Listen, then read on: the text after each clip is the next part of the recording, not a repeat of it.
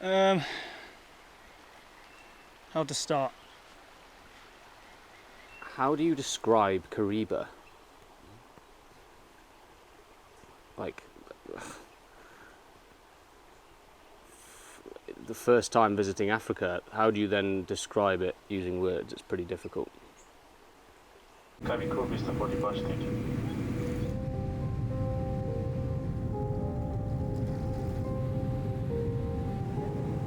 For me, the Kariba trip wasn't really about visiting Africa more than it was about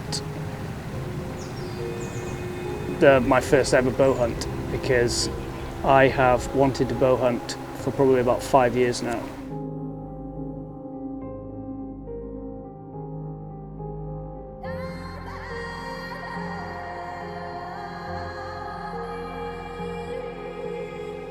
Bow hunting Impala in the rut is humbling, it's frustrating,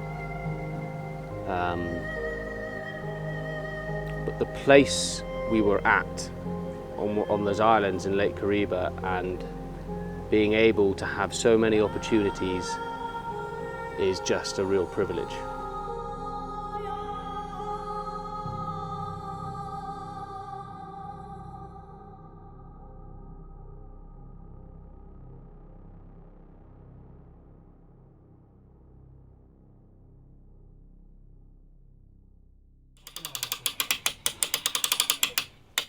So it's reversed. So when it's like a bit of a mindfuck, but your cam that hits first is actually slower. Right. Okay. Yeah, which is like a bit of a mind grenade, but it's and I could try and explain it to you, but Don't bother. it's too early in the morning for that. Come on, Zoa. But yeah, so we're just checking the bows now, because obviously this is our first bow hunt, so they wanna check us out, see what we're shooting like, and also these have been on a plane, so we don't know what's happened to them in transit, but everything's looking good so far. We're just checking the 40 pins, and then we're going to check broadhead flights and go out hunting. So here comes the boss now. I saw him in the background. It's too late for that. So, although we'd done loads of practice back in the UK, we're not experienced bow hunters. You know, we've never shot anything before. We've never actually been on a bow hunt before this point. So we had a lot to learn from Russell, and him and Neil are both good buggers. So they imparted a lot of knowledge to us, and yeah, it was a good morning of shooting and getting some confidence, and you know, because it doesn't matter how much you practice at home in your back garden. When you're actually in Africa, the nerves start to set in a little bit, because you're getting closer to that point where you're going to have to actually, you know, put your money where your mouth is.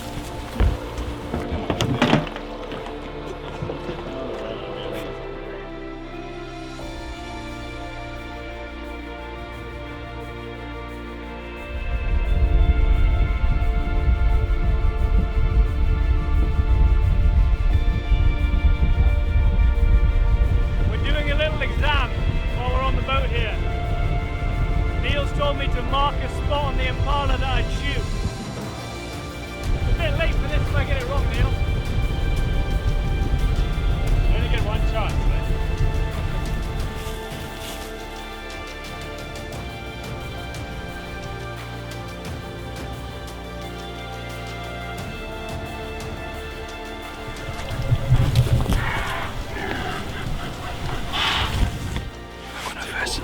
When I first heard it, I thought it was an alarm call. And then he went. We've been speaking to Russell for years about this trip, and we've been wanting to do it for years, and you kind of form half images in your brain as to how this place is going to look, and it blew our socks off on pretty much every account. It's very difficult. Very hot. So I think we're just losing light now, so.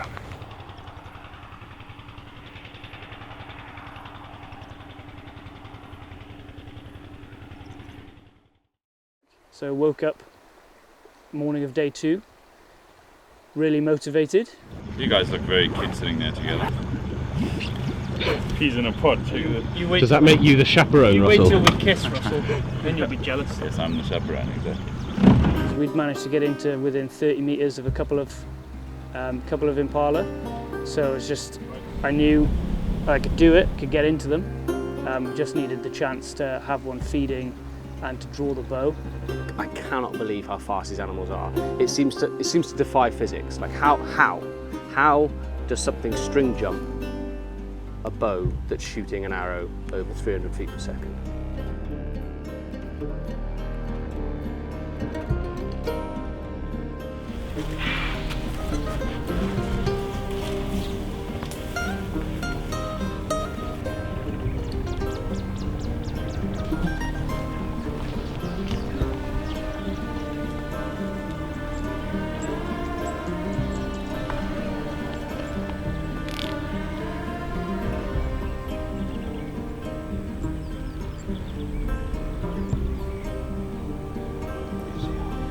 In your head, when you're walking up to an animal, I just felt intense pressure because you know that the animal's not going to stay there forever.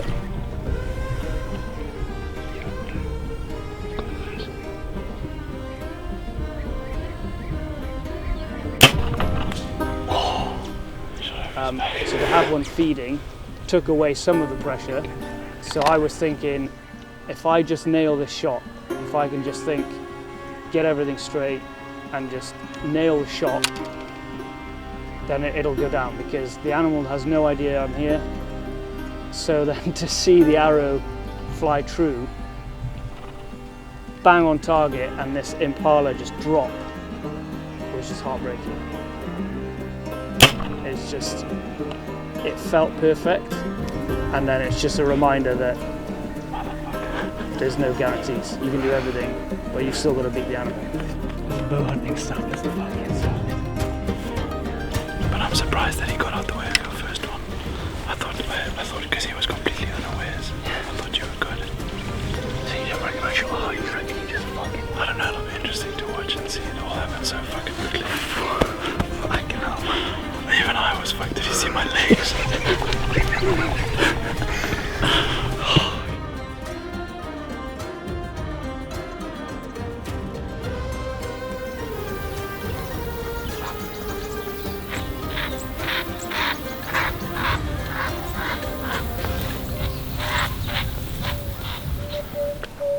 In the morning of the second day, Neil had shot his own Impala, and we spent a bit of the afternoon looking for that, but couldn't find it.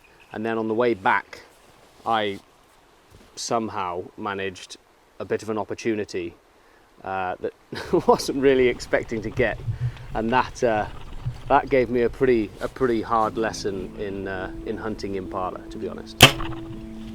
And yeah, it makes a difference stepping out from behind the camera.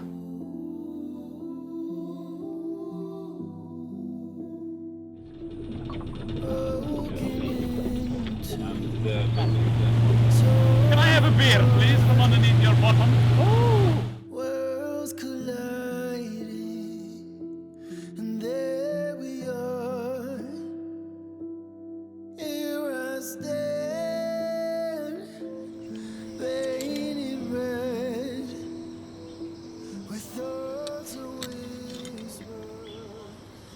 So we had animals string jump the duck the arrows yesterday, so we're just to be doubly sure and just for added confidence boost, we've just been sending some arrows on the range. Everything's all good, but Russell wasn't quite happy about how loud the bows are, so he's added these cat's whiskers.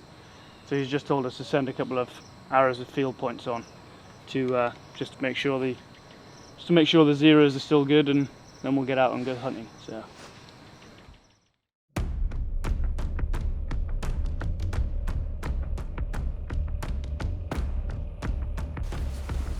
So morning of day 3, I thought, well, I've had my close call now. Lewis has had one duck his arrow. I've had one duck my arrow. I'm going to be faster and wiser and more successful the second time I get an opportunity. That obviously wasn't the case. that was, we're only in our 3rd day. We've had 2.5 days of bow hunting. So I don't know what I was expecting, but it did not go to plan.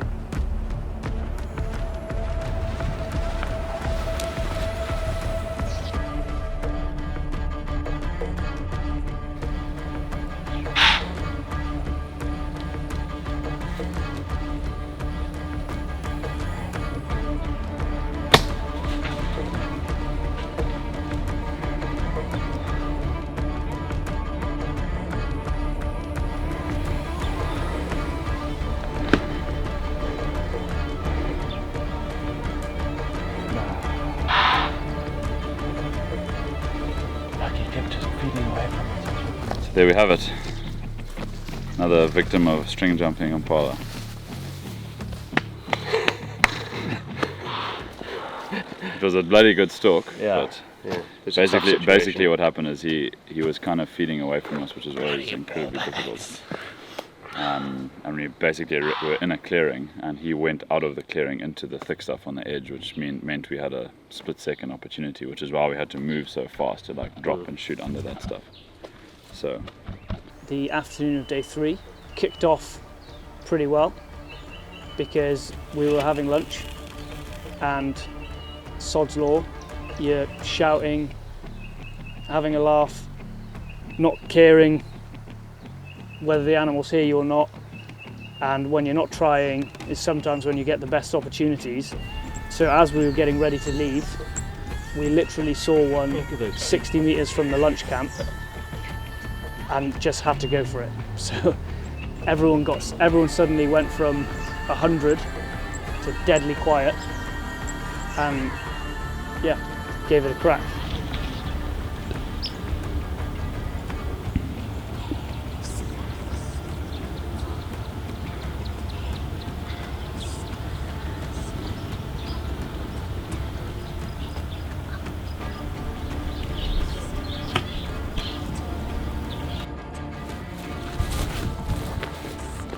Yeah, it's taken I don't know if you can see that.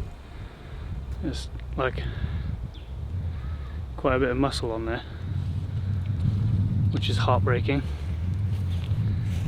They just duck so low. I mean, it absolutely sucks to hit one and not kill it, but I mean, I think that's what's better than shooting it with a gun. If you wound it, like you said, you know, that's a 2-blade. It's like a surgical wound. Yeah, it's just gonna heal up, isn't it? Because there was no, I didn't see any blood there. No. So that's just taking it straight out of the muscle. And one of the main problems is they just never stop moving.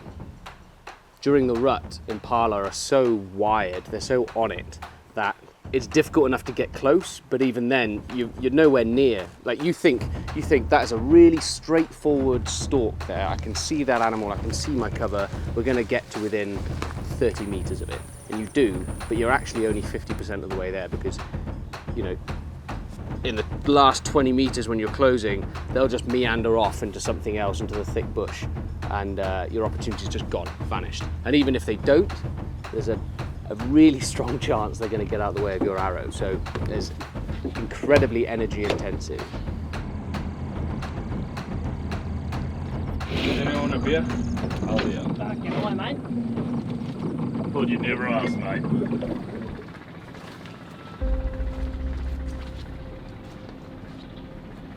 You've wanted to bow hunt for so long. You've had all these opportunities and missed them, which makes things even worse. So to have the last morning be your last chance until God knows when is pretty heavy burden. When so many things go wrong, you start to second guess your judgment, and then that leads to hesitation because you're waiting for that absolutely perfect opportunity. But as we all know, in hunting, you very rarely get that absolutely perfect opportunity. So there has to be some level of compromise in there.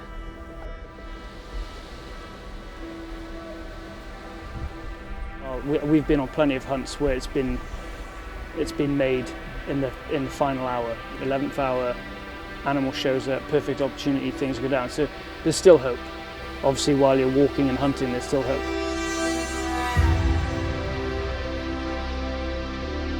After a hard morning of swirling winds, monkeys,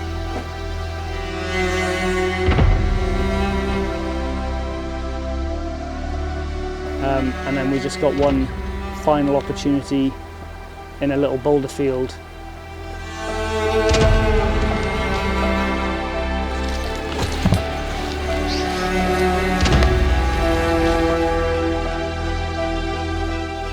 And I had to thread an arrow through some rocks.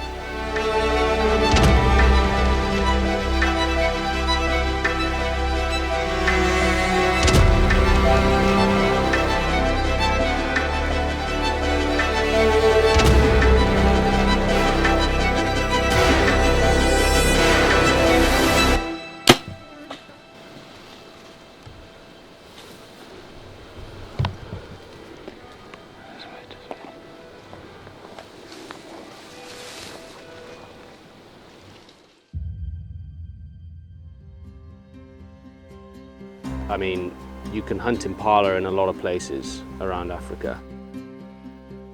To describe Kariba, You can bow hunt impala in a lot of places, and we, you know, I'm sure we'll experience some different places now that we've got the bit between our teeth. intense, pretty intense, hell of a place.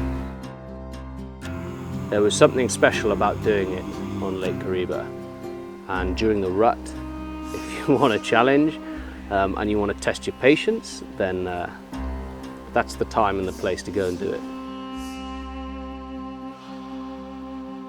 Russell is a hell of a guy, great guide, and yeah, 100% going back there, come rain or shine. But next time I think we'll go for 7 days and walk away with an impala.